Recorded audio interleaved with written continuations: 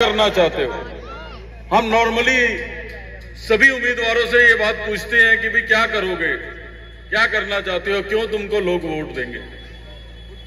उन्होंने कहा जी कि मैं अपना सारा जीवन सुबह से शाम जो है वो न्यू अशोक नगर में गुजारता हूं और मेरे मन में एक बहुत पीड़ा है न्यू अशोक नगर को लेके। बहुत सारी सरकारें आई, 8 साल से दिल्ली में आम आदमी पार्टी की सरकार है जो कहती है कि वो आम लोगों की सरकार है, ईमानदार लोगों की सरकार है। भगवान ने अगर कोई फरिश्ते इस दुनिया में बनाए हैं तो वो आम आदमी पार्टी के लोग बनाए हैं जो ऐसा कहते हैं, जो कहते हैं हमने दिल्ली को पता नहीं कहां से कहां पहुंचा दिया। भारतीय जनता पार्टी पिछले 15 सालों से दिल्ली नगर निगम के शासन में है, राज में है और त्रिलोकपुरी और न्यू अशोक नगर में भी, त्रिलोकपुरी में भी पिछले 10 सालों से 8 सालों से आम आदमी पार्टी के विधायक हैं। उससे पहले 5 साल भारतीय जनता पार्टी के विधायक रहे। निगम पार्षद भी आपके यहां पे भारतीय जनता पार्टी के और बाकी सीटों पे आम आदमी पार्टी के जो है निगम पार्षद भी यहां पे रहे। तो मैंने विशाल कुमार से पूछा कि क्या पीड़ा, क्या करना, क्या करोगे तुम? उन्होंने कहा जी मेरे मन में बहुत पीड़ा है, मैं अशोक नगर में ही रहता हूं। जब से अशोक नगर बना है नाले वाली सड़क जो है वो आज तक नहीं बनी। अगर मैं निगम पार्षद बन जाता हूं तो मेरा एक ध्येय रहेगा कि सबसे पहले ये सड़क बना के लोगों को राहत पहुंचाऊं। आज विशाल कुमार यहां से चुनाव लड़ रहा है। मैं आपसे कहना चाहता हूं कि आप विशाल कुमार को अपना आशीर्वाद दो। इस सड़क बनाने में मुझे भी कोई योगदान देना पड़ेगा तो वो भी योगदान देके अशोक नगर के लोगों को जो है उसकी राहत पहुंचाने का काम हम लोग करेंगे। और हमारे वायदे कोई हमारे विपक्षी दलों वाले वायदे नहीं है। हमारे वायदे वो भी नहीं है जो लोग ईमानदारी का एक रटा रटाया पाठ पढ़ते थे कि वो सबसे ज्यादा ईमानदार है। जब ये पार्टी बनी थी तो इस पार्टी ने कहा था कि हम जन लोकपाल बिल लेके आएंगे और उस जन लोकपाल बिल के माध्यम से कोई चुना हुआ प्रतिनिधि अगर भ्रष्टाचार करेगा तो उसको सीधा जेल का रास्ता दिखाएंगे। पता नहीं आप में से बहुत सारे लोगों को वो बात याद है कि नहीं, लेकिन मैं आपसे प्रश्न पूछना चाहता हूं कि पिछले कितने साल से आपने जन लोकपाल के बारे में सुना नहीं है? जो पार्टी की बुनियाद इस बात पे बनी हो कि जन लोकपाल बिल लाएंगे, आज खुद उसकी चर्चा से बचते हैं और आपके सामने है कि एक के बाद एक घोटाले इनके सामने आ रहे हैं। जो लोग ये कहा करते थे कि किसी मोहल्ले में शराब की दुकान खुलेगी तो पहले उस मोहल्ले से राय शुमारी कराएंगे, उसके बाद शराब की दुकान खोलेंगे।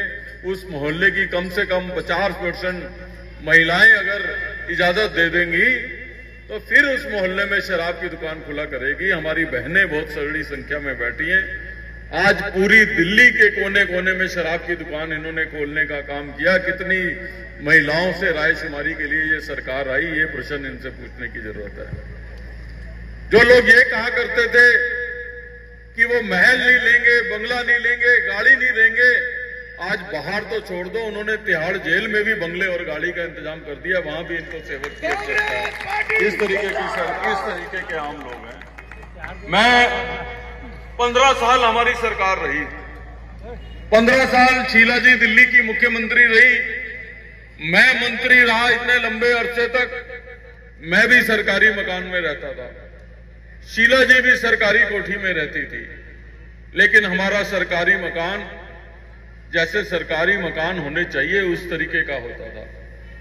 आज जो लोग आम लोग बनने की बात करते थे, उस मुख्यमंत्री ने सरकारी बंगले में आपके पैसे से 25 करोड़ रुपए की लागत का स्विमिंग पूल बना रखा है। ये कैसे आम आदमी है जिनको नहाने के लिए स्विमिंग पूल चाहिए, वो भी आपके पैसे का?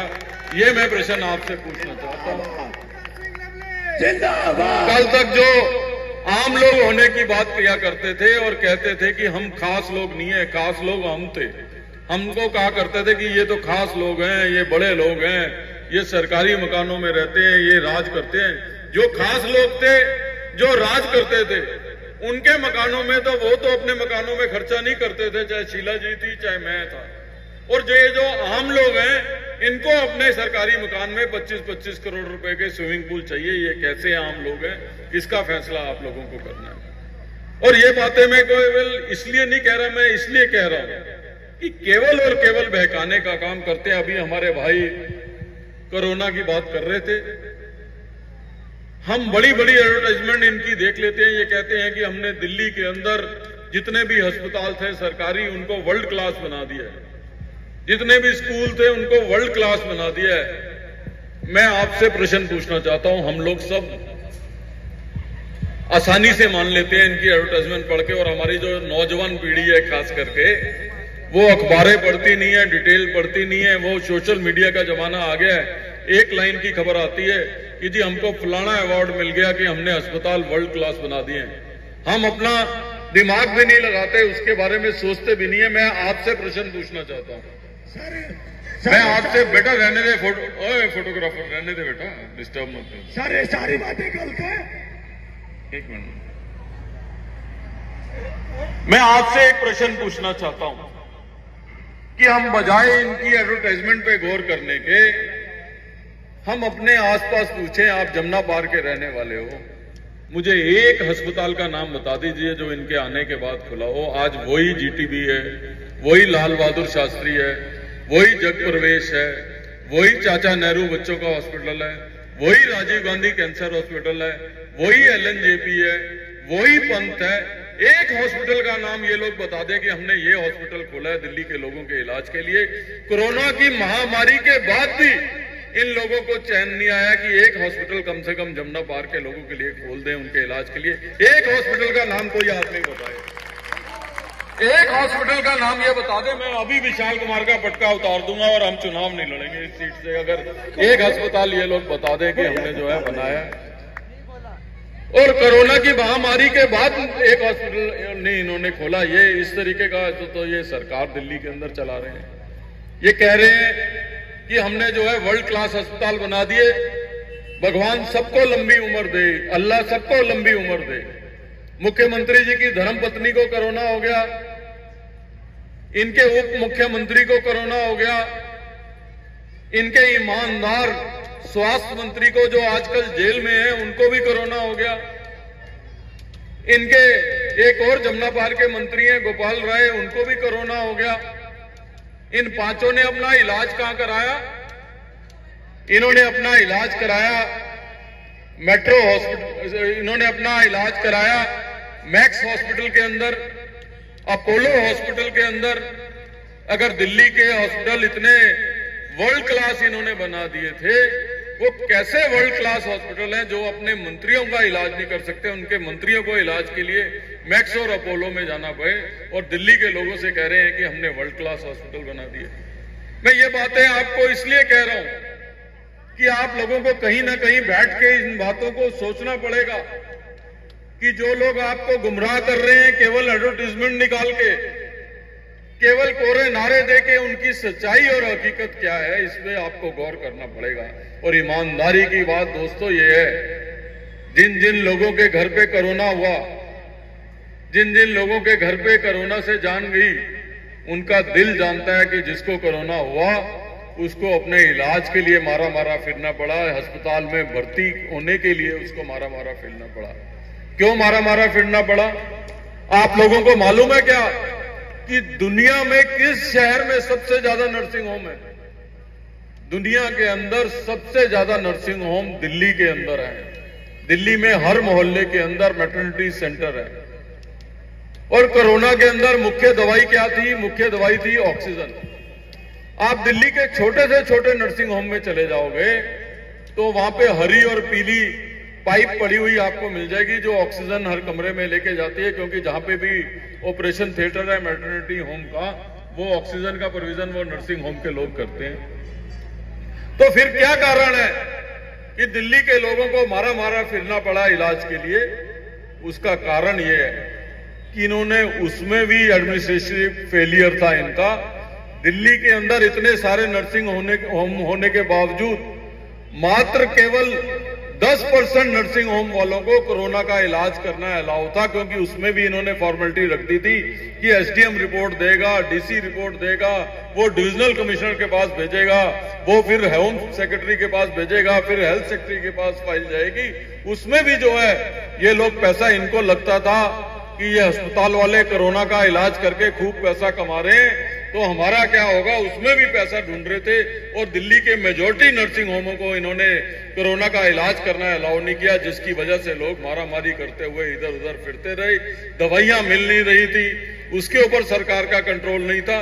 तो जो लोग आज, अगर कोरोना की महामारी निश्चित तौर पे भगवान की एक मार थी, जो भगवान करे दुनिया में कहीं किसी के पास ना आए, लेकिन दिल्ली की जो स्थिति कोरोना की बीमारी के दौरान हुई, उसकी जिम्मेवारी से केंद्र की सरकार और दिल्ली की सरकार किसी कीमत पे बच नहीं सकती। ये निवेदन करने के लिए मैं आप लोगों के बीच में जो है आज आया हूं। मैं आपसे ये कहने के लिए आया हूं कि 2013 से पहले दिल्ली में कांग्रेस की सरकार थी।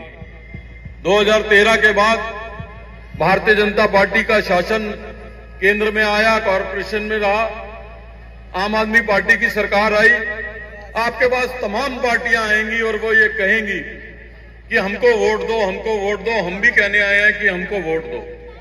मैं केवल एक प्रश्न आपसे करना चाहता हूं कि अपने घर में बैठिए, इत्मीनान से ये बात सोचिए कि जो स्थिति दिल्ली की 2013 से पहले थी, उससे आज स्थिति बदतर हुई है कि सुधरी है?